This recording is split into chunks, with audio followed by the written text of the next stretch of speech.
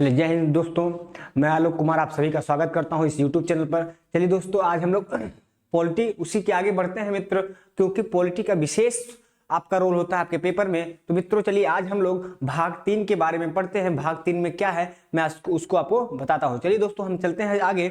तो आज पॉलिटी चल रहा है। देखिए ये कौन है, आप इस सबको पहचानते होंगे, अच्छे तरीके से पहचानते होंगे। इनको कौन पहचानता है? सब पहचानते हैं आप। चलिए, क्या है आज का मोटिवेशन? क्या है भाई मोटिवेशन? क्या है? हौसलों को बुलंद कर रास्ते पर चल दे। हौसलों को बुलंद कर रास्ते पर चल दे, तुझे तेरा मुकाम मिल जाएगा। हौसलों को बुलंद कर रास्ते पर चल दे, तुझे तेरा मुकाम मिल जाएगा। बढ़कर अकेला तू पहल कर देख ले, बढ़कर अकेला तू पहल कर देख ले, भाई तुझको काफिला खुद बन जाएगा। मित्र, ये मोटिवेशन आपकी जिंदगी में एकदम ऊर्जा भर देगा। चलिए, इसी के आगे हम लोग अपना क्लास स्टार्ट करते हैं। चलिए मित्रों, आज का क्लास क्या था, मैं आपको उसका परिचय तो मैं कल ही आपको दे दिया था, तो आज उसके बारे में परिचय देने की आवश्यकता नहीं है। यदि आप अभी नए हैं तो चैनल को सब्सक्राइब करें और जाके भाई डिस्क्रिप्शन में लिंक है, उसको आप देखें पहले के टॉपिक को। पहले 5 टॉपिक बताया जा चुका है, 5 या 6 टॉपिक बताया जा चुका है। 6 वीडियो है, उस 6 को देखिए मेरे भाई, आप 7वें पर पहुंच जाएंगे। क्योंकि भाई भाग 3 चल रहा है, भाग 2 संवैधानिक विकास से लेकर के भाग 2 तक चला है यार। बहुत इंपॉर्टेंट चैप्टर छूटा है। और एक बात जान ले, आप कंपटीशन का पेपर दें या ना दें, भाग 3 जानना आपके लिए बेस्ट है, आपके मौलिक अधिकार है भाई। भाग 3 में मौलिक अधिकार है, मौलिक अधिकार जानना बहुत ही जरूरी है। तो ध्यान से देखिएगा, वीडियो को स्किप मत करिएगा, पूरी तरीके से देखिए। चलिए मित्र, चलिए मैंने आपको बताया था भाग 3 में क्या है मेरे भाई। भाग 3 में आपने कहा सर भाग 3 में क्या है? फंडामेंटल ड्यूटी, फंडामेंटल राइट है। क्या है सर? फंडामेंटल राइट है। एक बात बताइए आप, फंडामेंटल राइट मतलब मौलिक अधिकार होता है क्या? मौलिक अधिकार होता है क्या? हाँ भाई। तो एक बात बताइए आप में, क्या किसी और भी प्रकार के अधिकार हमें मिले हैं क्या? तो आप कहेंगे हाँ सर, एक हमें ह्यूमन राइट भी मिला है, मानवाधिकार भी मिला है। तो एक बात हमें आप जल्दी से पहले बता दें, मौलिक अधिकार किसे कहते हैं और मानवाधिकार किसे कहते हैं? तो मेरे भाई, जो आपको राज्य के द्वारा प्रदान किया जाए और जनता के द्वारा लिया जाए उसे मौलिक अधिकार कहते हैं। और जो प्रकृति के द्वारा दिया जाए मेरे भाई, उसे क्या कहते हैं? मानवाधिकार। जो अधिकार प्रकृति आपको देती है उसे मानवाधिकार कहते हैं, और जो अधिकार आपका राज्य आपको देता है, राज्य का मतलब देश आपको देता है, उसे क्या कहते हैं मेरे भाई? मौलिक अधिकार। चले, मौलिक अधिकार के बारे में हम लोग थोड़ा जानते हैं। मौलिक अधिकार किससे कहते हैं मेरे भाई? यह अधिकार समाज के द्वारा मांग किया जाता है। यह अधिकार समाज के द्वारा मांग किया जाता है, स्वीकार किया जाता है और तथा राज्य के द्वारा प्रदान किया जाता है। मेरे भाई, मैंने कहा ये जो अधिकार होता है इसे आपको राज्य देता है और जनता लेता है। मतलब कि समाज के द्वारा मांग किया जाता है, स्वीकार किया जाता है और राज्य के द्वारा प्रदान किया जाता है। मेरे भाई, किसी राज्य की पहचान उसके द्वारा दिए गए मौलिक अधिकारों से होता है। राज्य का मतलब यहाँ पे देश है मेरे भाई। राज्य का मतलब अभी देश है। अभी हम राज्य का परिभाषा आपको लिखवाएंगे अनुच्छेद 12 में। ठीक है मेरे भाई, राज्य उसकी पहचान उसके द्वारा दिए गए मौलिक अधिकारों से होती है, उसके द्वारा दिए गए अधिकारों से किया जाता है। अधिकार सामाजिक जीवन के वे परिस्थितियां हैं जिसके अभाव में कोई भी व्यक्ति या कोई भी व्यक्ति अपने व्यक्तित्व का विकास नहीं कर सकता है। एक बात जान लीजिए, आपको कोई भी अधिकार न दिया गया होता, पढ़ने का अधिकार न दिया गया होता, खाने का अधिकार न दिया गया होता, तो क्या आपका विकास होता? आपके व्यक्तित्व का विकास होता मेरे भाई? नहीं होता। सही बात है नहीं? तो मौलिक अधिकार का बहुत ही रोल है आपके जीवन में, आपको नहीं दिया जाएगा। मैं साफ साफ कहता हूं। एक बात बताएं, मान लीजिए है खेत है मेरे भाई, यहाँ पे सूर्य है, रोशनी नहीं मिलेगा तो क्या फसल उगेगा? भाई नहीं उगेगा यार, छहेल मार देगा। गांव में कहते हैं छहेल मार देगा मेरे भाई।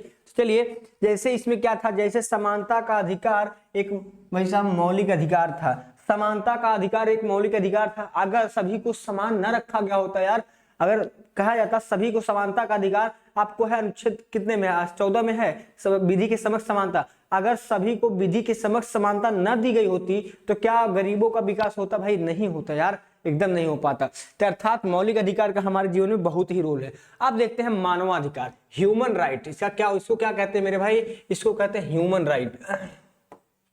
ह्यूमन राइट कहते हैं मेरे भाई। अगर आपसे पूछ ले human what is human right, तो आप कहिएगा वह अधिकार जो व्यक्ति के व्यक्तित्व के सर्वांगीण विकास के लिए प्रकृति के द्वारा दिया जाता है। मेरे भाई, किसके द्वारा? प्रकृति के द्वारा दिया जाता है। प्रकृति या कुदरत के द्वारा दिया जाता है या प्रदान किया जाता है, ऐसे अधिकारों को क्या कहते हैं मेरे भाई? ऐसे अधिकारों को क्या कहते हैं? मानवाधिकार कहते हैं। समझ में आया मेरे भाई? चले सभी लोग लाइव बन चुके? चले अनीता आज बड़ी जल्दी आ गए। अनीता चौधरी गुड मॉर्निंग भैया, good morning. Rohan good morning. Ajay Yadav good morning. चले मित्र जल्दी जल्दी देखें। जैसे मेरे भाई आपको देखिए मौलिक अधिकार में मैंने आपको बताया, मौलिक अधिकार में क्या है? समानता का अधिकार, धार्मिक स्वतंत्रता का अधिकार, और जैसे आपको कहते कि स्वतंत्रता का अधिकार, जीवन जीने का अधिकार, ये सब आपसे कहे ये सब आपके मौलिक अधिकार है। अब आपसे पूछेगा आपके उस पेपर में, आपको संविधान के द्वारा कितने प्रकार के अधिकार दिए गए हैं, कितने प्रकार के मौलिक अधिकार दिए गए हैं? तो आप जल्दी से कमेंट कर दे कितने प्रकार के मौलिक अधिकार दिए गए हैं भाई, जल्दी से आप कर दें। चले जैसे हंसने का अधिकार, ये क्या है भाई? हंसने का अधिकार जो है वो प्रकृति देता है कि देश देता है भाई? वो तो प्रकृति देता है। खाने का अधिकार, वो भाई साहब खाने का अधिकार, पीने का अधिकार, ये सब भाई साहब कौन देता है? जीवन जीने का अधिकार, ये सब प्रकृति देता है भाई, ये सब देश नहीं देता। आपके जीवन जीने का अधिकार, ये आपको जीवन नहीं दे सकता देश, ये प्रकृति देता है ना। तो भाई प्रकृति और ह्यूमन राइट और मौलिक अधिकार में आप समझ गए होंगे, ह्यूमन राइट और फंडामेंटल राइट में आप अच्छे तरीके से अंतर समझ गए होंगे क्या होता है। अब हम अंतर आपको ले चलते हैं, अंतर भी मैंने अच्छे से एक्सप्लेन किया है। मौलिक अधिकार और मानवाधिकार में अंतर देखिए, ये एफआर का मतलब होता है फंडामेंटल राइट और एचआर का मतलब होता है भाई ह्यूमन राइट। देखिए ये हम लोगों का जो है अंतर किया गया है ऐसे ऐसे भाई, इधर का इधर है, उधर का उधर है। मौलिक अधिकार का संविधान एवं राज्यों में प्रदान किया जाता है। मौलिक अधिकार संविधान एवं राज्यों के द्वारा प्रदान किया जाता है, मानवाधिकार प्रकृति के द्वारा प्रदान किया जाता है। ये देखिए अंतर है। जो मौलिक अधिकार होता है भैया वह राज्य एवं संविधान के द्वारा प्रदान किया जाता है, और मानवाधिकार ये भैया ये प्रकृति के द्वारा प्रदान किया जाता है। मौलिक अधिकार का उल्लंघन होने की पर भैया अनुच्छेद 32 के तहत आप सुप्रीम कोर्ट और अनुच्छेद 226 के तहत हाई कोर्ट में दंडित किया जाएगा, हाई कोर्ट में दंडित किया जाएगा। लेकिन मानवाधिकार का उल्लंघन होने के बाद सीधे भैया कहां न्यायालय पे?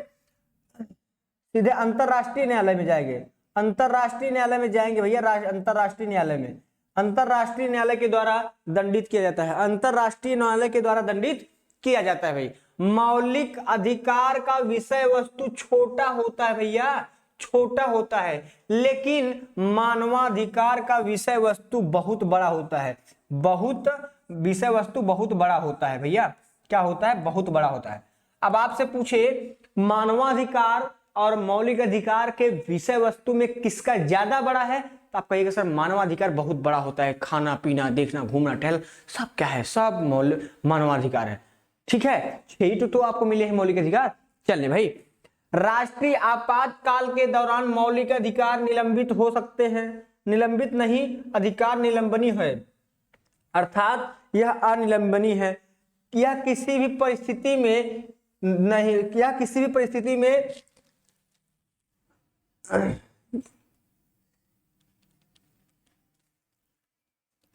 यह किसी भी परिस्थिति में भैया निलंबित नहीं होता है, और अर्थात अनिलंबनी है। ये मेरे भाई जो होता है ये निलंबित नहीं किया जा सकता है। मौलिक अधिकार आपके निलंबित किए जा सकते हैं, लेकिन मानवाधिकार नहीं। आपको मान लो राष्ट्रीय आपात लगा है, तो क्या हंसने का अधिकार आपसे छीन लिया जाएगा? नहीं। खाने का अधिकार छीन लिया जाएगा? नहीं। जीने का अधिकार छीन लिया जाएगा? नहीं। ठीक है, चलें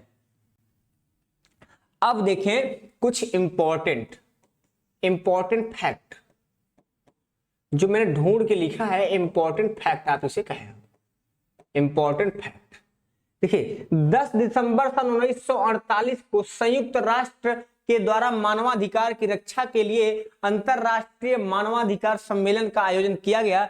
इसीलिए 10 दिसंबर को विश्व मानवाधिकार दिवस मनाया जाता है। क्या कहा जाता है भाई?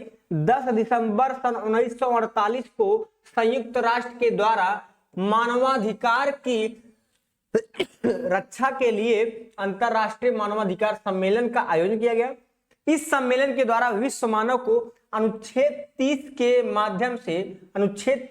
माध्यम से मानवाधिकार प्रदान किया गया। मतलब कि 30 अनुच्छेदों के माध्यम से, 30 अनुच्छेदों के माध्यम से भैया, 30 अनुच्छेदों के माध्यम से मानवाधिकार प्रदान किया गया। 30 अनुच्छेदों के माध्यम से, 30 अनुच्छेद दिए गए हैं आपके मानवाधिकार के लिए भाई, 30 अनुच्छेद। 10 दिसंबर को अंतरराष्ट्रीय मानवाधिकार मनाया जाता है। 10 दिसंबर को अंतरराष्ट्रीय मानवाधिकार मनाया जाता है मेरे भाई। क्या कहा? 10 दिसंबर को अंतरराष्ट्रीय मानवाधिकार मनाया जाता है। अच्छा, आपके मन में एक बात लगता होगा, सर राष्ट्रीय दिवस होता है, राष्ट्रीय दिवस होता है, फिर उसके बाद अंतरराष्ट्रीय दिवस होता है, अंतरराष्ट्रीय दिवस होता है सर, एक होता है सर विश्व दिवस। इन तीनों में अंतर क्या है? क्या कोई बता सकता है इन तीनों में अंतर क्या है भाई? इन तीनों में क्या अंतर है, कोई बता सकता है क्या? कमेंट करो, अगर आप बता सकते हैं तो बताओ इन तीनों में क्या अंतर है। तब तक हम आगे चलते हैं। चले मेरे भाई, क्या कहता है? 10 दिसंबर सन 1948 को सर्वप्रथम ईरान की राजधानी तेहरान में मानवाधिकार की पहली बैठक आयोजित की गई थी। मेरे भाई, आप सभी देशों का राजधानी याद कर लें, आपके एसएससी जीडी में आपसे पूछेगा भाई ईरान की राजधानी क्या थी? तेहरान। क्या कहा? 10 दिसंबर सन 1948 को सबसे पहले मेरे भाई जो सर्वप्रथम बैठक थी मानवाधिकार की, वो कहां की गई थी? तेहरान में। वो किसकी राजधानी है? ईरान की राजधानी है। ठीक है मेरे भाई। भारत में संसद के द्वारा राष्ट्रीय मानवाधिकार अधिनियम सन 1993 का निर्माण किया गया। उस अधिनियम के सिफारिश पर भारत में राष्ट्रीय मानवाधिकार आयोग का गठन किया गया। यह एक संविधानोत्तर संस्था है। भाई संविधानोत्तर संस्था है, सही बात है। ये राष्ट्रीय मानवाधिकार आयोग का अध्यक्ष सुप्रीम कोर्ट का पूर्व कोई भी न्यायाधीश हो सकता है। भाई जो राष्ट्रीय मानवाधिकार आयोग का जो अध्यक्ष होता है वह सुप्रीम कोर्ट का पूर्व, मतलब रिटायर रहे, वो हो सकता है, कोई भी रहे, पर वो जज रह चुका हो, जज होने वाला हो नहीं, जज रह चुका हो, मतलब कि वो रिटायर हो चुका हो, तो वह राष्ट्रीय मानवाधिकार आयोग का अध्यक्ष बन सकता है। जानते हैं, मेरी जहां तक ओपिनियन है भाई, सुप्रीम कोर्ट के जज यदि रिटायर होते तो उन्हें कोई भी पद ना दिया जाए, क्योंकि मेरे भाई वो लालच में आकर के सरकार के पक्ष में निर्णय देते हैं। यदि अगर कह दिया, वो सोचते हैं अगर हम सरकार के पक्ष में निर्णय देंगे कोई भी, तो आगे चल के राष्ट्रीय मानवाधिकार आयोग का अध्यक्ष बना दिया जाएगा या महाधिवक्ता बना दिया जाएगा। यही सब वो लोग सोचते हैं ना। चले, प्रथम राष्ट्रीय मानवाधिकार आयोग के अध्यक्ष रंगनाथन मिश्र थे। प्रथम दलित मानवाधिकार आयोग के अध्यक्ष केजी बालकृष्णन थे। मेरे भाई आपसे अगर पूछ ले प्रथम मानवाधिकार आयोग के अध्यक्ष भारत की मैंने कहा, यहाँ भी लिखा भारत का, प्रथम मानवाधिकार आयोग के अध्यक्ष कौन थे? तो आपका दिएगा रंगनाथन मिश्रा। अगर पूछ ले प्रथम दलित मानवाधिकार आयोग के, मतलब कि जो दलित रहे हो, दलित अध्यक्ष कौन थे? तो आप कह दिए केजी बालकृष्णन है भैया, कृष्णन। ठीक है। वर्तमान में राष्ट्रीय मानवाधिकार आयोग के एच.एल. दत्तू है भैया, एच.एल. दत्तू है। वर्तमान में राष्ट्रीय मानवाधिकार आयोग के अध्यक्ष कौन है? एच.एल. दत्तू है भैया। राष्ट्रीय मानवाधिकार आयोग के अध्यक्ष की नियुक्ति कौन करता है? आपसे किसी की भी नियुक्ति पूछ ले तो लगभग राष्ट्रपति को आप मारेगा। इसका कार्य कितने समय तक होता है? 70 साल तक होता है भैया। इसकी पदावधि कितने साल तक होती है? 70 साल तक होती है। एक बात बताएं आप, सर क्या 70 साल तक रहता है? इसी और कोई कार्यकाल नहीं होती? नहीं होती भाई। आप सोचें कि एक जज कितने वर्ष में रिटायरी होता है? लगभग 65 साल। तो 65 के बाद कितना साल रहा 70 साल में होने में? 4 साल, 5 साल। अब जरूर है, क्या पता 67 साल वाले को बनाए 3 साल रहेगा वो, 68 साल वाले को बनाए 2 साल रहेगा वो। तो 65 के पार आप बनेंगे, 70 के पहले रिटायर, मतलब 4-5 साल रहे ना, ज्यादा समय तक नहीं रह सकते हैं।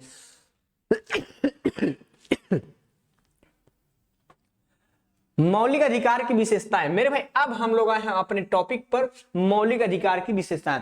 सबसे इंपॉर्टेंट है मौलिक अधिकार लिया कहां से गया है मेरे भाई।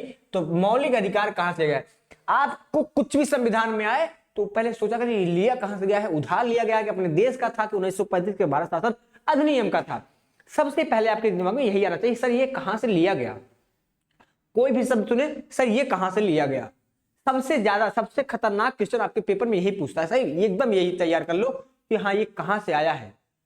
अगर हम आए हैं तो हम कहां से आए हैं, हम आए हैं किस लिए आए हैं, सर ये किस लिए आया है, इसका क्या काम क्या है, इसको जानना जरूरी है भाई। और रखा कहा गया है? संविधान के भाग 3 में अनुच्छेद 12 से लेकर के 35 तक मौलिक अधिकार का उल्लंघन किया गया है। मौलिक अधिकार वाद योग्य होता है मेरे भाई, वाद योग्य होता है। वाद योग का मतलब होता है मेरे भाई, वाद योग का मतलब होता है कि आपको ये ना मिले तो आप इस पर वाद विवाद लड़ाई झगड़ा कर सकते हैं। ए हमका दो ही, सरकार आपको आपका मौलिक अधिकार नहीं दे रही तो आप उससे लड़ाई कर सकते हैं, उसके खिलाफ एफआईआर कर सकते हैं, सरकार के खिलाफ आप जाके supreme court, high court, supreme court में आप उसका रिट जारी करवा सकते हैं उसके खिलाफ कि हाँ हमको ये नहीं दे रहा है, हम हमारा मौलिक अधिकार का उल्लंघन कर रहा है। अगर किसी ने लड़के किसी व्यक्ति ने आपके मौलिक अधिकार का उल्लंघन किया तो आप उसके ऊपर एफआईआर कर सकते हैं। इसको जानना बहुत इंपॉर्टेंट भाई, आपका अधिकार है ये। अधिकार मतलब समझते हैं ना, बाबू की संपत्ति में आपका अधिकार है, कोई हटा सकता है क्या, कोई छीन सकता है क्या? हाँ, लेकिन याद रहे आपकी संपत्ति, आपके बाबू की संपत्ति आपके बाबू आपसे छीन सकते हैं, तो याद रहे संसद आपको आपके मौलिक अधिकार छीन सकता है। कैसे छीनेगा? नियम बना के छीन देगा, याद रहे, ठीक है। मौलिक अधिकार नकारात्मक होता है मेरे भाई, मतलब कि नकारात्मक का मतलब होता है ये वाद विवाद करता है, जो देता है उसी से वाद विवाद कर सकता है। वाद विवाद, यह इस पर आप वाद विवाद का मतलब होता है ये, इस पर आप केस फाइल कर सकते हैं, इसीलिए इसको नकारात्मक रखा है। अगर आपसे कहते हैं डीपीएसपी, वो भैया पॉजिटिव होता है, सकारात्मक होता है, उस पर आप वाद विवाद नहीं हो सकता। आपको वो नहीं दे रहा डीपीएसपी, हमें चावल नहीं दे रहा है, अब मोदी जी चावल दे रहे महीना में 2 बार, वो बंद कर दे तो आप उन पर नहीं करेंगे ये वाद विवाद, उन पर आप वाद विवाद नहीं कर सकते। हाँ, ये आप है कि अगर मिड डे मील बंद कर दे तो आप जाके वाद विवाद करोगे, नहीं कर सकते। लेकिन ये जो 6 से 14 वर्ष की फ्री शिक्षा है वो नहीं मिलेगा तो आप वाद विवाद कर सकते हैं योगी जी के खिलाफ। मौलिक अधिकार सामाजिक, धार्मिक और राजनीतिक न्याय की स्थापना करता है। जो मौलिक अधिकार है भैया वो हर न्याय दिलाता है, न्याय की स्थापना करता है। भैया अभी आप पढ़ेंगे 12 से 35 तक पढ़ने के बाद आपको पता चलेगा यार संविधान ने इतना अच्छा संविधान है, भाई एक बार पढ़ तो लो संविधान। चलो अब आता है मौलिक अधिकार विशेषता। राष्ट्रीय आपातकाल के दौरान अनुच्छेद 351 और अनुच्छेद 358 स्वतः सक्रिय हो जाते हैं। राष्ट्रीय आपातकाल के दौरान अनुच्छेद 351 अनुच्छेद 358 स्वतः सक्रिय हो जाते हैं।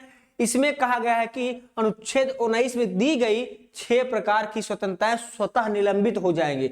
मतलब कि जो 6 प्रकार की स्वतंत्रताएं हैं, आपको घूमने का अधिकार है, ये सब स्वतः निलंबित हो जाएंगी। आपको भैया 6 प्रकार के स्वतंत्रता का अधिकार है क्या? अभी मैं 6 बताता हूं, ठीक है। चल, कुछ मौलिक अधिकार केवल भारतीयों को प्रदान किए गए हैं। एक मोबाइल नंबर है मेरा, इसको आप याद कर ले क्या भैया, 15 16 19 29 30 15 16 19 29 30। एक 18 का 2 भी है, इसको भी याद कर ले आप, 15 16 19 29 30। ये मेरा मोबाइल नंबर है, आप जब भी फोन लगाएंगे लग जाएगा 15 16 19 29 30। मतलब कि ये आपके मौलिक अधिकार जो सिर्फ आपको मिले हैं, वो आप याद कर ले 15 16 19 29 30। 15 16 19 29 30। इसमें एक है 18 का 2 है, इसको लगाएंगे आप 2 बार फोन आ जाएगा ना। चले 15 16 19 29 30, 15 16 19 29 30, 15 16 19 29 30, जो कि सिर्फ भारतीयों को मिले हैं। एक 18 का 2 भी है, ठीक है। चले मेरे भाई, अब हम आ गए विश्व में सर्वप्रथम ब्रिटेन के राजा जॉर्ज जॉन के द्वारा मैग्ना कार्टा के माध्यम से ब्रिटेन के लोगों को मौलिक अधिकार दिया गया था। आप एक बात बताएं, ब्रिटेन एक ऐसा मात्र देश है जो 200 से अधिक देशों पर राज किया है, 200 से अधिक देशों को गुलाम बनाया है। सबसे पहले आजाद होने वाला उस देश कौन सा था भैया? कौन सा था? अमेरिका था, जो 4 जुलाई सन 1776 ईस्वी में ही आजाद हो गया था ना। चलिए, सन 1688 ईस्वी में गौरवपूर्ण क्रांति, गौरवपूर्ण को रक्तहीन क्रांति कहते हैं, के माध्यम से ब्रिटेन में संसदीय सर्वोच्चता प्रतिपादित की गई थी। आप बताएं हमारे देश में संसदीय शासन प्रणाली कहां से ली गई है? कमेंट कर दे जल्दी से आप। चले, ब्रिटेन के संसद के द्वारा सन 1689 ईस्वी में बिल ऑफ राइट के माध्यम से वहां के लोगों को अन्य मौलिक अधिकार दिया गया था। मतलब कौन से? बिल ऑफ राइट के माध्यम से ब्रिटेन के लोगों को अन्य मौलिक अधिकार दिया गया था। कब दिया गया? 1689 ईस्वी में, ठीक है मेरे भाई। यहां तक समझ में आ गया? आप बताया हमें। यहां से क्वेश्चन बनेगा, आप कर लेंगे क्या? आपसे पूछ ले कि भैया भारतीयों को दिए गए जो भैया आपके अनुच्छेद हैं वो कौन से हैं, तो आप कहेंगे भैया आलोक सर का नंबर है 15 16 19 29 30, उसको आप देख ले, उसी में है। बाकी सब विदेशियों को भी मिले हैं। चले, सन 1789 ईस्वी में फ्रांसीसी क्रांति के द्वारा फ्रांस के राजा बुडस 16 को सरेआम फांसी दे दिया गया, अर्थात राजतंत्र को समाप्त कर दिया गया। फ्रांसीसी क्रांति का नारा था सामान्यतः स्वतंत्रता पर बंधुत्व। भैया सामान्यतः स्वतंत्रता पर बंधुत्व। ये भैया जो बुडस 16 थे, फ्रांसीसी के क्रांति के द्वारा इन्हें क्या किया गया? सन 1789 में इनको बुडस 16 को फांसी दे दिया गया। क्यों दे गया? ये राजतंत्र चलाना चाहते थे, ये राजतंत्र चलाना चाहते थे। राजा, राजतंत्र का मतलब होता है ये राजा है, इनके बेटवा होंगे वो राजा बनेंगे, उनके बेटवा होंगे वो राजा बनेंगे, उनके बेटवा वो राजा बनेंगे। मतलब कि राजा की पीढ़ी जो होती है वही बार बार राजा बनती चली जाएगी, बाकियों को मौका नहीं मिलेगा। इसे राजतंत्र कहते हैं। इसको समाप्त किया गया, अच्छी बात है, ठीक है। चले, फ्रांसीसी क्रांति के उपरांत सन 1791 ईस्वी में व्यवस्थित रूप से विश्व में सर्वप्रथम मौलिक अधिकार का प्रावधान किया गया। कहां पे किया गया? ब्रिटेन में किया गया। चल, अमेरिका के मूल संविधान में मौलिक अधिकार का प्रावधान नहीं किया गया था। अमेरिका के संविधान में सन 1791 ईस्वी में सर्वप्रथम संशोधन करके मौलिक अधिकार जोड़ा गया है। और हमारे यहाँ मौलिक अधिकार कहां से लिया गया है? तो अमेरिका से ही लिया गया है, ठीक है। अब बताइए, सन 1791 में उसने अपने में जोड़ा है संशोधन करके। एक बात बताएं कि मेरे भाई, अमेरिका के संविधान में आज तक कितने संशोधन हुए हैं? अमेरिका के संविधान में आज तक कितने संशोधन हुए हैं? जल्दी से कमेंट कर दें। अमेरिकी क्रांति का नारा था मनुष्य जन्म से स्वतंत्र होता है। अमेरिकी जो क्रांति हुई थी भाई, उसका ये नारा था मनुष्य जन्म से स्वतंत्र होता है। सही बात है, जन्म से स्वतंत्र होता है एवं एक समान होता है, एक समान होता है। ये अमेरिकी क्रांति थी। अगर आपसे पूछ ले मनुष्य जन्म से स्वतंत्र होता है वह किस देश का नारा था, तो आप क्या कहेंगे? सर अमेरिका का था, ठीक है, या अमेरिकी क्रांति का था। ब्रिटिश भारत में सर्वप्रथम सन 1895 में बाल गंगाधर तिलक के द्वारा स्वराज बिल के माध्यम से अप्रत्यक्ष रूप से मौलिक अधिकार मांगा गया था, लेकिन अंग्रेजों के द्वारा भैया क्या कर दिया गया? अस्वीकार कर दिया गया। बाल गंगाधर तिलक का नारा यह था, स्वतंत्रता हमारा जन्मसिद्ध अधिकार है। आपसे पूछे जो स्वतंत्रता हमारा जन्मसिद्ध अधिकार है, यह किसका नारा है? तो आप क्या कहेंगे? बाल गंगाधर तिलक के द्वारा। और आप भैया जो बाल गंगाधर तिलक थे वह किस माध्यम से मांगे थे भैया? स्वराज बिल के माध्यम से मौलिक अधिकार अप्रत्यक्ष रूप से मांगे थे। सन 1918 ईस्वी में मुंबई के कांग्रेस अधिवेशन में हडसन माम के द्वारा मौलिक अधिकार की मांग की गई, लेकिन अंग्रेजों के द्वारा भैया क्या किया गया? अस्वीकार कर दिया गया। भाई फिर से अधिकार की अस्वीकार कर दिया गया। फिर रूसी क्रांति में 1917 ईस्वी में रूसी क्रांति का नारा था भूमि रोटी और शांति। भूमि रोटी और शांति। आपसे पूछे रूसी क्रांति का नारा क्या था, तो आप कहेंगे भूमि रोटी और शांति, ठीक है, भूमि रोटी और शांति। क्या हुआ? चलें, उसके बाद आता है मेरे भाई 1998 में नेहरू रिपोर्ट के द्वारा मौलिक अधिकार की मांग की गई, अंग्रेजों के द्वारा उसे भी अस्वीकार कर दिया गया। चलिए, फिर ब्रिटिश भारत में सर्वप्रथम कैबिनेट मिशन के द्वारा मौलिक अधिकार की मांग की गई। कैबिनेट मिशन के द्वारा मौलिक अधिकार को मांग को स्वीकार कर लिया गया। आपसे पूछे मौलिक अधिकार के जन्म कौन है, तो आप कह दिए कैबिनेट मिशन है। कैबिनेट मिशन के द्वारा आपको मौलिक अधिकार मिला है, तो साफ साफ लिखा है यहाँ पे, ब्रिटिश भारत में सर्वप्रथम कैबिनेट मिशन के द्वारा मौलिक अधिकार के मांग को स्वीकार किया गया। इसी कमेटी के सिफारिश पर भारत में मौलिक अधिकार तथा अल्पसंख्यक समिति का गठन किया गया। इस कमेटी की सिफारिश पर भारत के लोगों को 7 मौलिक अधिकार दिए गए थे, लेकिन वर्तमान में कितने मौलिक अधिकार हैं? 6। पहले 7 थे। सर कौन सा हटा है? तो आपको जो संपत्ति का अधिकार आपका मौलिक अधिकार था वह अब एक विधिक अधिकार हो गया है। अनुच्छेद 31 से हटा करके अनुच्छेद 300 का क में रख दिया गया है, 300 का ए में रख दिया गया है। इतना याद रहेगा क्या? चले याद रहेगा सर, जरूर याद रहेगा। चले अब एक बार 44वां संविधान संशोधन सन 1978 के द्वारा अनुच्छेद 31 संपत्ति के अधिकार को, संपत्ति के मौलिक अधिकार को संपत्ति कर दिया गया, संपत्ति विधिक अधिकार कर दिया गया, विधिक अधिकार कर दिया गया। यह संविधान के भाग 12 300 का ए में, 300 का ए में लाकर जोड़ दिया गया। वर्तमान समय में संपत्ति का मौलिक अधिकार विधिक कानूनी अधिकार हो गया, विधिक या कानूनी अधिकार कर दिया गया। वर्तमान समय में भारतीय नागरिकों को 6 मौलिक अधिकार प्रदान किए गए हैं। यह शोध संस्कृति का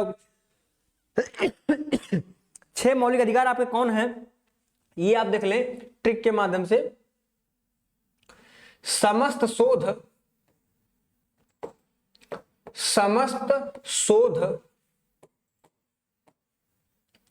संस्कृति का उपचार है, संस्कृति का उपचार है।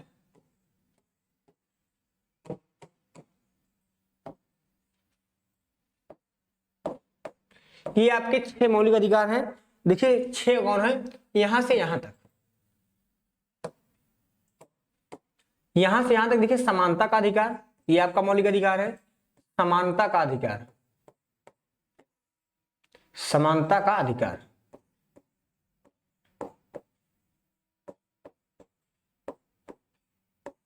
ठीक है भैया। फिर आएगा इस्त का मतलब है स्वतंत्रता का अधिकार। अभी कहां से कहां तक है ये भी दिखा बता देते आप। स्वतंत्रता, स्वतंत्रता का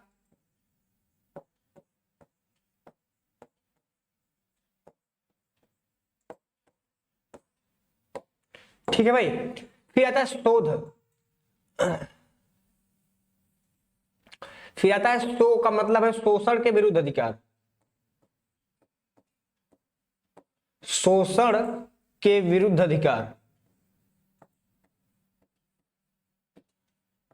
शोषण के विरुद्ध अधिकार मेरे भाई। फिर उसके बाद क्या आता है, शोषण के विरुद्ध अधिकार। ध से होता है धार्मिक स्वतंत्रता का अधिकार, धार्मिक स्वतंत्रता का अधिकार। क्या होता है मेरे भाई, धार्मिक स्वतंत्रता का अधिकार, धार्मिक स्वतंत्रता का अधिकार।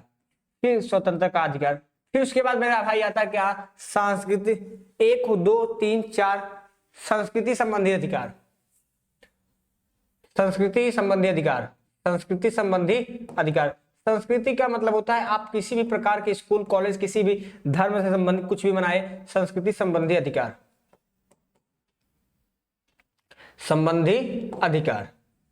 फिर आता है संवैधानिक उपचारों का अधिकार, संवैधानिक, संवैधानिक उपचारों का अधिकार, उपचारों का अधिकार। मेरे भाई आप देखिए ये होता है 14 से 18 तक, अनुच्छेद 14 से 18। आप इसको लिखिएगा अनुच्छेद 14 से 18। ये क्या होगा मेरे भाई बताओ, अनुच्छेद 19 से अनुच्छेद 19, ये आप कर लीजिएगा अनुच्छेद 20 से 22। ये आप कर लीजिएगा कितना मेरे भाई,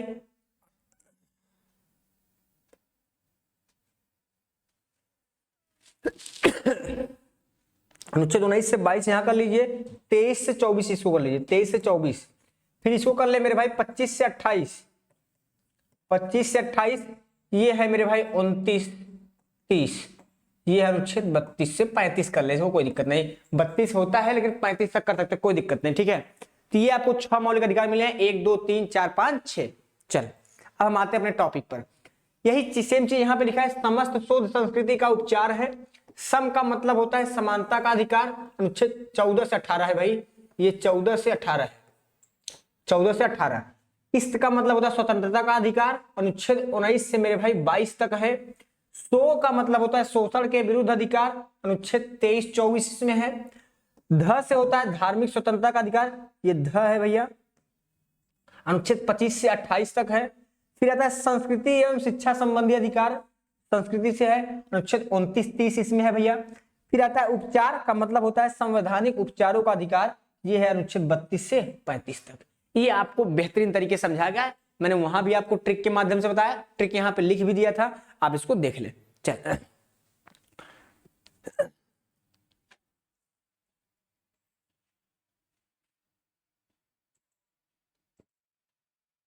चले एक बात आप बताएं कि क्या यहां तक आपको समझ में आया। चलिए अब चलेगा मेरे भाई अनुच्छेद, अब चलेगा अनुच्छेद, ठीक भैया। अब चलेगा अनुच्छेद, अनुच्छेद का मैटर चलेगा मेरे भाई कल से, अनुच्छेद का मैटर चलेगा मेरे भाई कल से। तो आज के लिए बस इतना ही, जय हिंद।